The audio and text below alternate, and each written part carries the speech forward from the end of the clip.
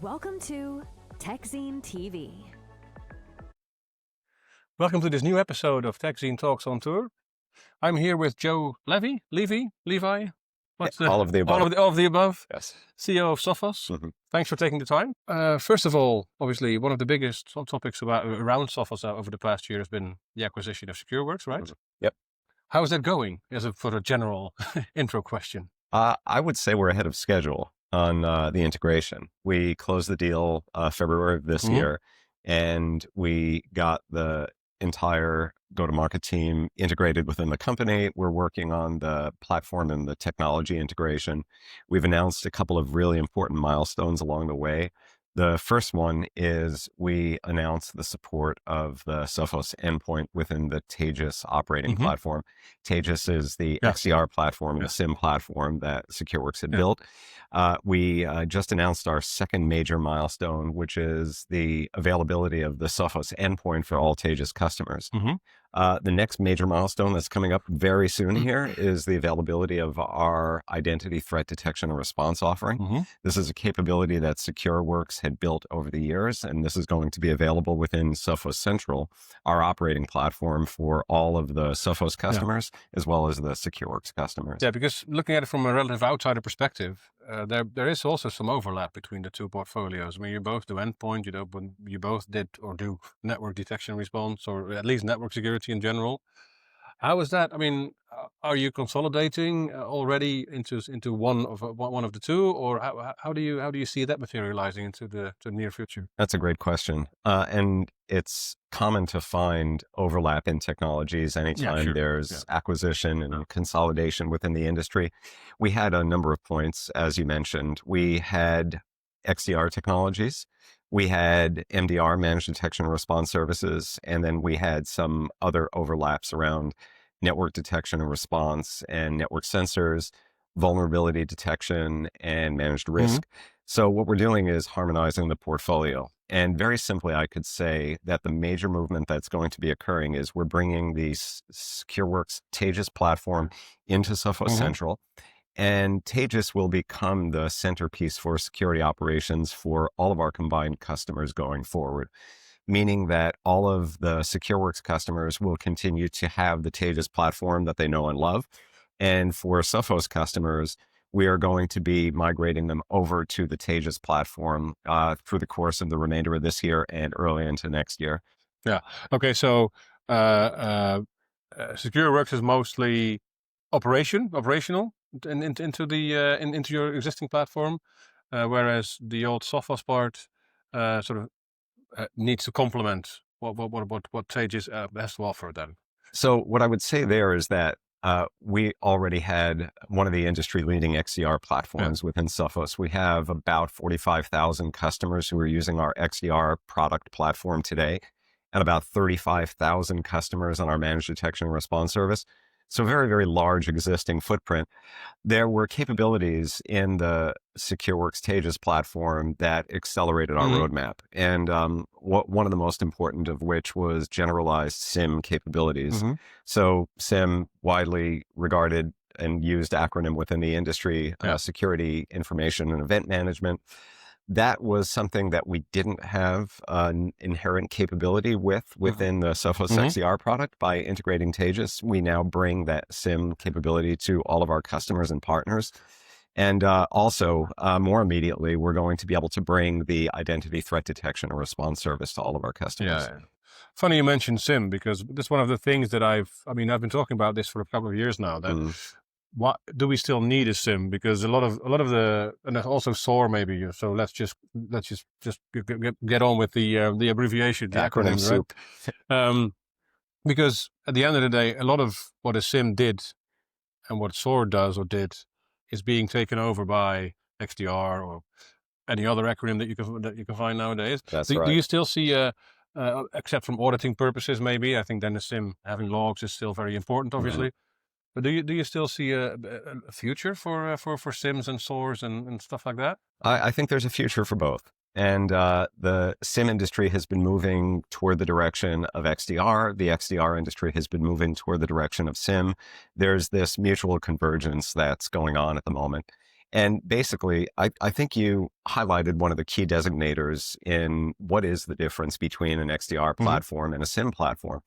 And XDR is highly specialized for security operations and security workflows, whereas SIEM has been used for security, but is more generalized in its application. No. You can ingest just about any kind of a log. You can store it, sometimes parse and index it, build detections on top of it. To me, it always was a bit like companies like Splunk stumbled onto security. So more or less. That's right. Not really very purposeful. They did a great job in the stumbling, though, and they became the centerpiece of so many enterprises. And a big acquisition as well. So they that's right. And now of course they're part of Cisco. Yeah. And we continue to drive more in the direction of that generalized kind of log ingest, parsing, indexing, detection, authorship.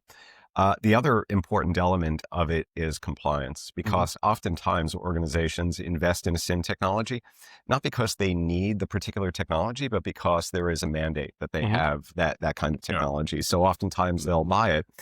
And then the challenge becomes the implementation, the operation, the ongoing extraction of the return on the investment in the technology. And I think this has been one of the major disappointments in the industry for a very long time now.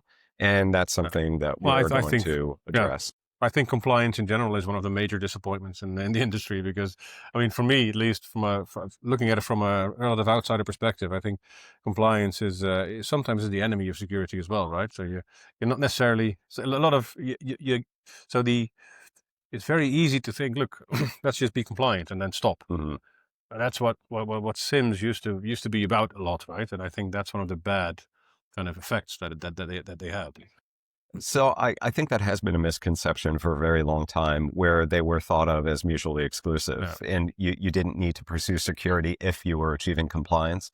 I think the industry has matured over the past decade in its understanding, where there's a recognition that compliance does not equal security, but compliance is perhaps a precondition to security, because it offers the kind of operational rigor, the predictability, and the hygiene that is fundamental to securing any kind of an environment. So I think it is a necessary ingredient, but it is necessary and not sufficient. Yes. Right. Oh, and then we're in agreement. Let's hope the old way of thinking about this is gone. I still come across it every now and again, but because especially when there's a breach or something, I'm like, oh, we did have this certification, we did have that certification, so we were compliant. Yeah, but that's not the point, right? I mean, But moving on, we're in the Netherlands here, very big SMB country, right? A lot of so also a big MSP country. That also brings up the topic of accessible security for everybody, because a lot of big companies can invest a lot in security, but a lot of smaller ones can't. That's right. And that means that SMB is grossly undersecured to a certain extent. Maybe I'm exaggerating a little bit, but no, I don't think you are. But how close are we getting to actually solving this issue? Because I've been talking about it for years, but it's not really being solved as of yet. Right.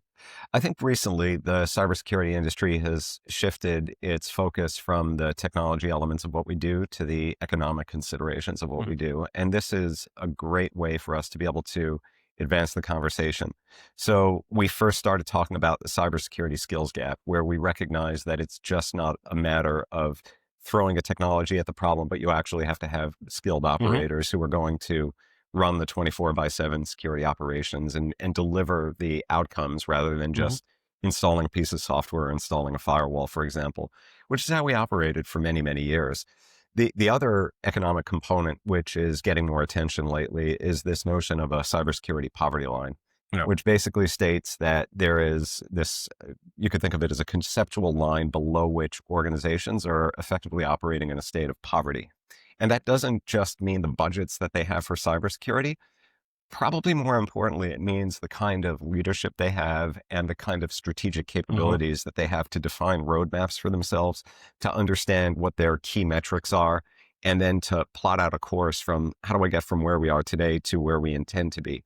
how do we continuously drive resiliency into our business, and how do we align with risk management goals of the overall business? I sense the term security culture or something like that coming up. That is such an important element of this. But also this. a very overused term as well, right? It is. We need to define very well what that means, because as soon as you get into the soft pieces of things, right? Because technology is hard, at least hardish. Yeah. When you get into the soft part, it becomes increasingly important to actually really define what you mean by something, right? That's right. And I think that's been where a lot of companies dropped the ball over the past years. I agree with that. And fundamentally what this comes down to is incorporating cybersecurity into a broader risk management strategy for the business. And most businesses operate with a front of mind risk consideration for how are we going to compete in the market? How are we going to continue to grow? How will we position ourselves relative to competitors? They don't necessarily think about the existential risk components that will often accompany a failure to invest adequately in cybersecurity. But unfortunately, we're seeing instances of that occurring now. Isn't the trick, if we had that trick, I think everybody would be very rich, but isn't the trick to actually combine those two worlds, right? Because you need to be able to see, in my opinion at least, you need to be able to see your investment in security also to be an investment in the profit margin or whatever, or in the success of your company, right?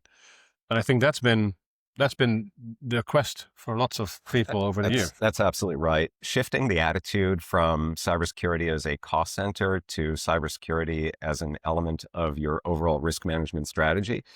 Companies can go faster. They can grow bigger when they have appropriate risk management. And if they don't make appropriate investments, then they end up in over-leveraged positions. And if something goes wrong, it could be catastrophic. And most recent instance of this, I think, is what happened with JLR, Jaguar Land Rover, where they just, unfortunately, hadn't had a sufficient kind of an investment in an overall risk management strategy. It manifests itself very specifically with a catastrophic cyber event. And now we're seeing national bailouts as the only recourse to recover from that. So given the fact that it's still happening, is that mindset catching on, or are more and more people actually understanding that this needs to be done? Or because from what I hear from the market, and I'm not very positive, but maybe that's my natural attitude, or my job as a reporter, to not be very convinced by it. Well, skepticism is healthy, of course. But I think the event that we're here attending this week, the Pax8 Beyond event, which is focused on helping MSPs elevate themselves to the next level of providing value-added services to their customers. The focus here at the show is on artificial intelligence and the way that the agentic economy is going to be able to help the evolution of MSPs. And it is incumbent upon the MSPs to learn the skills to be able to deliver that kind of leadership value to their customers. I think there's a huge opportunity in the market. What does that mean for you? What does that mean for a company like Sophos? The entire sort of the advent of agentic and AI in general over the past couple of years. It's been an absolutely amazing journey over the past. Because it also means that you have to really rethink your own stack as well, right? Because if you want stuff to be searchable in the Gen AI kind of agentic space, you also need to vectorize everything and have a vector database, be able to do lots of semantic stuff. So it means a complete rebuilding of your foundations as well, right? It sounds like you play with some of these technologies. Yeah. Well, it's. I mean, I'm actually a theoretical linguist by training, so I have an opinion on language models in general. So you are a large language model. Yes. You just happen to be carbon-based rather than silicon-based. Yeah. All right. I often think of myself the same way. So you're absolutely right. There's a whole new set of capabilities that are being enabled now. We're going to be able to scale security operations beyond anything that was previously even dreamed of, rather than just using it to reduce the human capital operating costs of our businesses. Because of course, investors are looking at the cost savings opportunity that's going to come from agentic workforces. I think a reinvestment strategy probably makes more sense, where we take the capabilities that we have and we do some very, very basic things. We miss fewer threats. We detect threats faster, and we do a better job of delivering consistency in the outcome that our customers could expect. Yeah, I mean, and from my perspective, I think AI has done the best work in security, in my opinion, apart from maybe development. Those are the two areas where you can really see the benefit very quickly, because those tasks are too big, have become too big. There are too many lines of code in an application nowadays to actually understand properly what does that exact thing mean. That's right. And the security is the same thing, right? Yep, completely agree with that. All right, I think we're out of time. I had more topics to discuss, but maybe next time, you never know. That sounds great. We could do a Zoom and spend more time together. All right. Sure. Thank you very much for joining. Yeah, pleasure. Thank you, Sam.